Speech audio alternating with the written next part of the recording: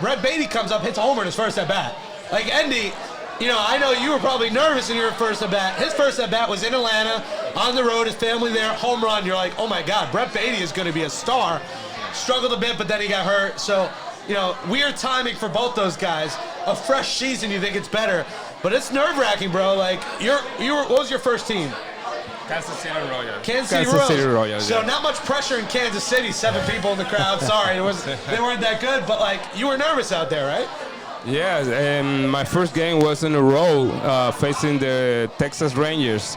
And like I said, it was a lot of all-stars in there, like Andres Galarraga, Ivan Rodriguez, Rafael Palmeiro, Ken Caminiti, A-Rock.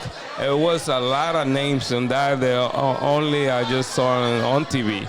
So it was very nervous, especially on my first at-bat. After I hit my first hit, it was gone. Now I'm focused. Now it's like yes, I got the first hits on the major, so I'm not the player to come to the majors and not hit a base hit. So that's gone. So I get confident. The next day I hit 3.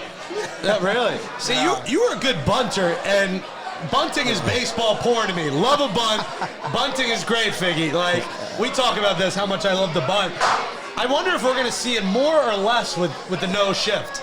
Like, do you think we'll see it more or less? I think we're going to still see it less because you got the universal DH takes away the pitcher. It was the one that was mainly bunting. So, but one of the things that I love about me and Endy and our journey throughout baseball and baseball life, and we keep bumping into each other, we keep bumping back into each other, and we keep re-meeting.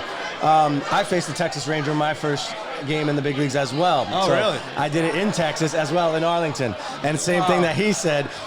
You got Rafael Palmeiro, you got Pudge Rodriguez, and I'm sitting there going, how do you get these guys out? Like, I knew in my head, I played it over and over, like me versus them in the backyard, you know, when you're a kid, can't wait to face it, and now it's real. Now I'm really good. So my first big league strikeout went on to be a Mets first base coach, Luis Alicea. It was my first big league strikeout, and I reminded him of that. I said, hey, you were my first big league strikeout when I was with the Mets, and he goes, yeah, you and a whole lot of other people. But that's one of the things, like, that moment of getting up there and seeing the third deck. Like, when you're in the minors, there's only one level. You get lucky if there's a second level somewhere. When you see that third deck of fans and you realize that, oh my God, it's going to be filled with people, and I'm on the road who are already going to hate me and boo me. As you're warming up, for me, I'm starting, so I'm warming up, and the fans are already on me. Is that all you got? Oh my God, you're not even gonna last 3 innings. You suck. And I'm like in my head, just kind of trying to whistle, get a tune in my head, block it all out. Then I get out there, and after the first pitch, it's like, all right, nothing's changed, right? It's 60 feet, 6 inches.